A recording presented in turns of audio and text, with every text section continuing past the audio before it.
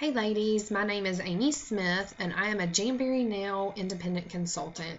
And I'm here today to show you guys how easy it is to put on the Jamberry wraps.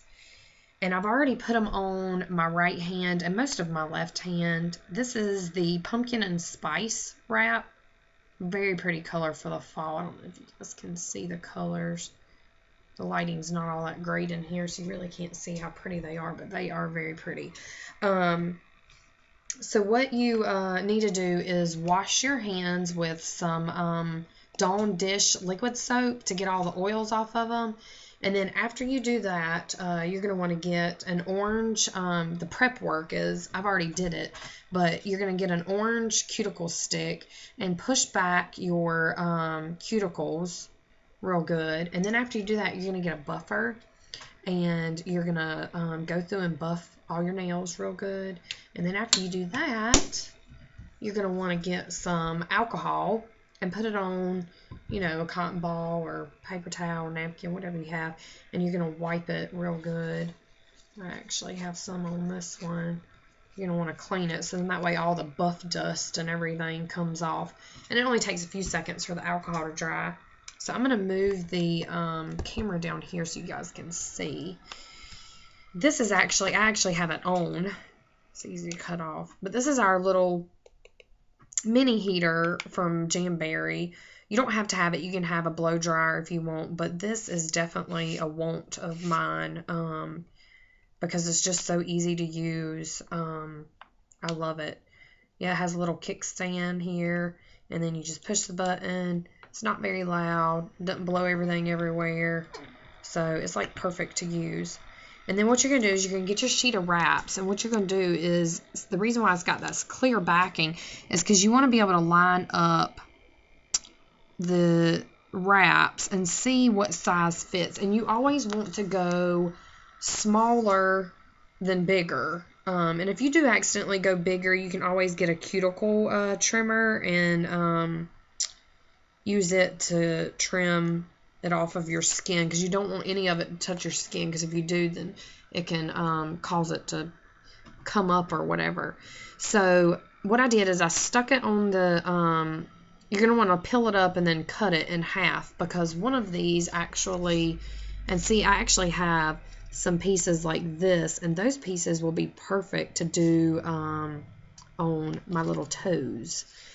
So I don't, you can either cut it in half, or if you want to save these extra pieces, which I recommend so you can have for pedicures, you just, you know, cut it. This one actually was right here, and I just cut it. And you don't want to touch it, so you don't want to get any oils and stuff on it. But once you get it on your orange stick, you want to stick it in front of the heater and heat it up, and you'll actually see it kind of soften up and get flimsy. And once it does, it only takes a few seconds. And then, I don't know if you guys will be able to see this or not, you're going to want to put it on your, line it up, and get it on your nail. Let me see if I like it right there. And I do. That's perfect. So then you want to rub it down. And once you get it rubbed down like that, you can hear my dogs. They're in the back barking away because the male lady's actually here. But this is an orange rubber tipped cuticle pusher, and I like to have that. You don't have to have it. You can actually just use your finger if you want to just use your finger and rub it down real good, but I like to use the rubber tip. Don't use the wooden one because you might end up ripping it or messing it up, but that's why I use the soft rubber one. But I heat it up for a few more seconds, and then I just get this and rub it on there, make sure it's nice and smooth. And then once you do that, you want to kind of let it cool off just for a few seconds. And since I have so much extra on the tip, I'm actually going to get some scissors and just cut some of that off, just like that. But you know, I still have some on there. So what you're going to do is you're going to get a file And you're gonna, I'm actually gonna cut this little, well, I'm gonna move the heater, not cut the heater off. I'm gonna move it over to the side. But you're gonna get just a regular old fingernail file. And you're always gonna file down.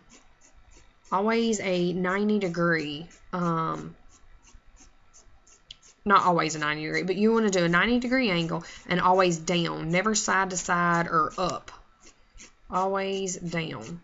I'm going to show you guys how you can actually see where I have filed it, and it's, you can see where it's kind of like coming off my nail. So what you do, you don't have to do it hard or anything, just always downward motion, 90 degrees. And it's actually, and see there's a little piece still hanging on there. You do not want to pull that off. You want to either cut it or just file it, and I always file it. So, boom. There we go. So, there you have it. And what I like to do is go back and do a 45-degree file, just because, you know, I'm a mom and I like doing dishes. I actually dislike doing dishes, but you want to do a